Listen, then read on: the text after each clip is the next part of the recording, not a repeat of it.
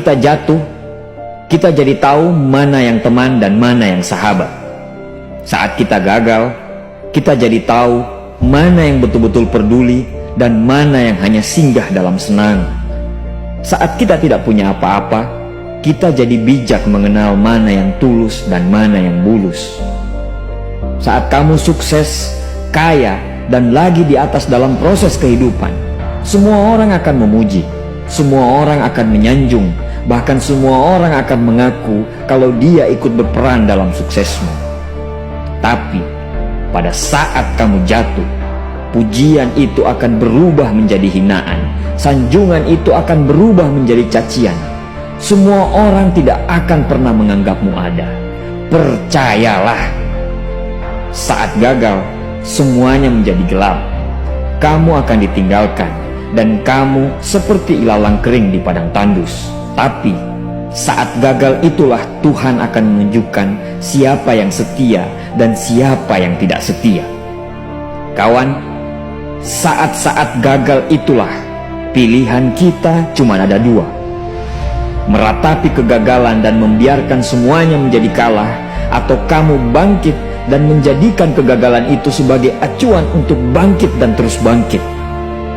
Menangislah sekeras mungkin, berteriaklah selantang mungkin. Tidak apa-apa.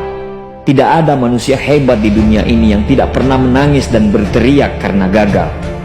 Menangis dan berteriak saat gagal bukan karena kita lemah. Kita hanya manusia biasa. Kita bukan malaikat. Tumpahkan semua kesedihanmu dalam setiap doa-doamu. Berdoalah, jangan meminta supaya semua masalah menjadi ringan, tapi berdoalah dan mintalah agar pundak kita kuat untuk memikul semua masalah yang kita hadapi. Ketahuilah, Tuhan menciptakan masalah selalu beserta solusinya. Tapi setelah itu, kamu harus bangkit. Kamu harus jauh lebih hebat daripada sebelumnya. Kegagalan adalah guru terbaik yang akan mengajarkan kita untuk bangkit kembali dan mengetahui hal mana yang perlu kita hindari di kemudian hari. Ketahuilah, anak panah akan melesat jauh ke depan jika sebelumnya ditarik jauh ke belakang. Sama, kesuksesan yang luar biasa pasti diraih setelah mengalami kegagalan yang teramat dalam. Kegagalan hanya akan dirasakan oleh orang-orang yang mau berjuang. Kegagalan tidak akan terjadi kepada orang-orang pemalas yang mengabdikan hidupnya hanya untuk menjadi benalu kehidupan.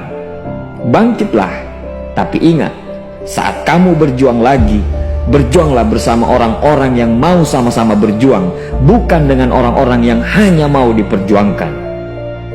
Saatnya merubah hinaan menjadi pujian. Saatnya merubah cacian menjadi tepuk tangan. Saatnya mengembalikan apa yang sudah hilang.